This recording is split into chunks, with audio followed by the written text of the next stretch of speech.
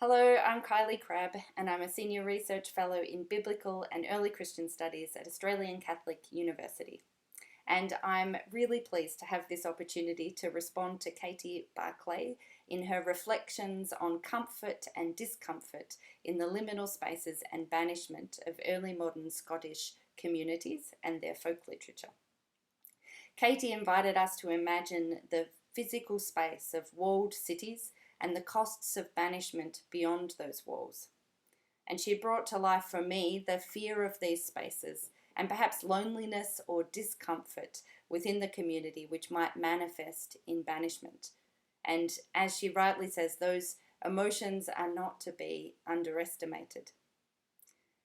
At the same time, she spoke about the creative engagement with this tradition, about what might take place in these spaces as a time of self-reflection and creativity, with the possibility, all the same, of running into a magical person or a good-looking love interest and being changed by that encounter as well.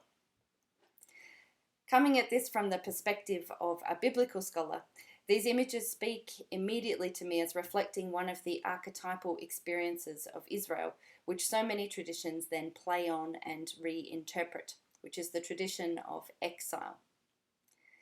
Now, I'm just going to say that biblical scholars will ask all manner of historical questions about this, which I'm just going to totally skirt right around. What I want to talk about is this as a literary tradition and the emotions and self-reflections that we find in the motif. So, biblical exile is a narrative and a kind of identity which attends to the experience of being a foreign people in a foreign land, of being placeless and out of place, and with the trauma of violence near in the background. And so in keeping with this image, I'm also not wanting to undermine the severity of the heartache and difficulty that people are enduring in our own contemporary isolation as well, by making that connection. I think that there's something very real about the pain which is right there in these stories and which we know is also present in our current time as well. So I was struck by Katie's comment that the kind of liminal spaces that we see in these fairy tales were not the kind of places that you'd build a house or anything, which totally makes sense. But a perhaps strange or challenging part of the biblical exile tradition is in fact the instruction to build houses in exile, to continue living, planting vegetables, having children, and to seek the welfare of the city in which you find yourself. This comes from the prophet Jeremiah, and as Jeremiah comes to comfort the people, he says to build houses where you are. Maybe that's a failure to embrace the opportunity of the liminal moment by trying in some way to make it permanent. We could wonder that. Maybe, and plenty of people have certainly wondered this, it's a kind of political complicity to be asked to seek the welfare of the city which oppresses you and which made you placeless. And, or maybe both of these things, maybe it's a sign of what happens when liminal space goes on and on. So this might also make some sense to us at the moment. I don't know about you, but I've certainly noticed phases in the isolation of the COVID pandemic.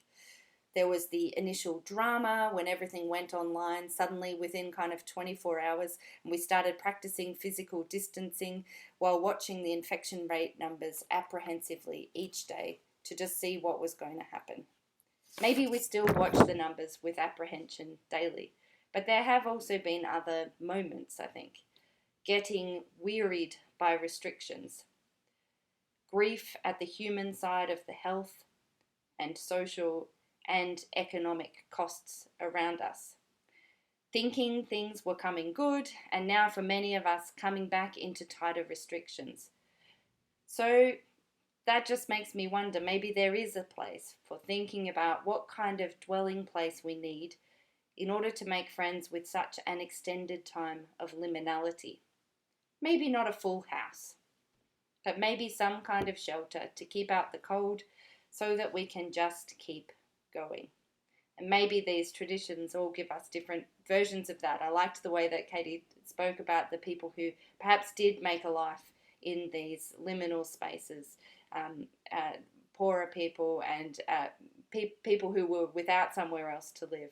And they might be stories we know less of, but there were still people there perhaps trying to eke it out for the long term.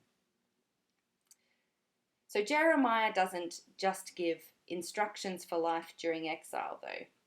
There's also a sturdy dose of hope for return, which is perhaps perhaps provides part of the comfort for during exile as well.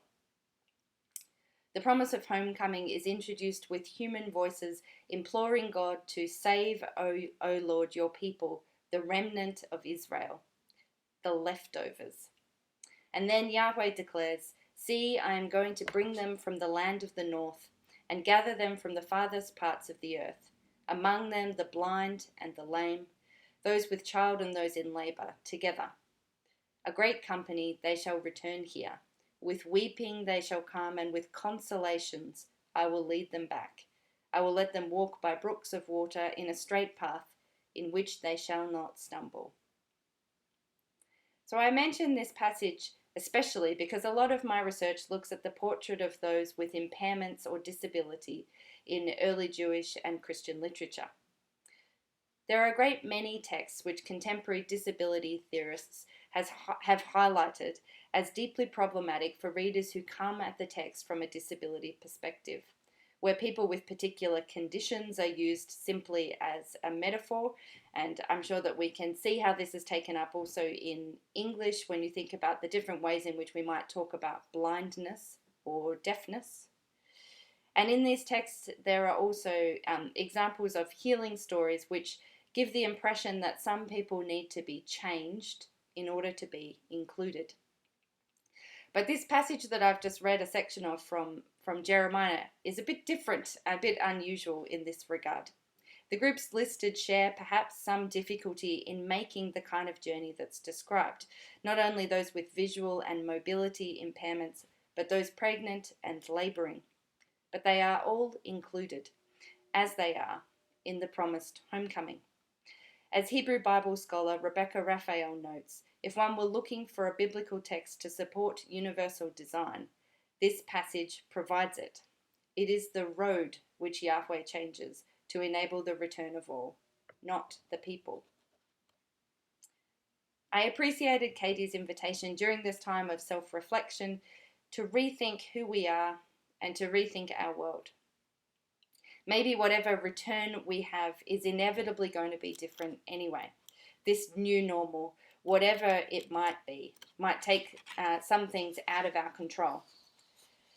But as I think about the measures that have been taken to protect the vulnerable during these times, and the ways in which we've all been pushed into perhaps new and different forms of vulnerability ourselves, I feel like Jeremiah's inclusive, all-access homecoming, alongside the liminal spaces and life-changing encounters of the Scottish folk tales, might be an interesting prompt for our reflection.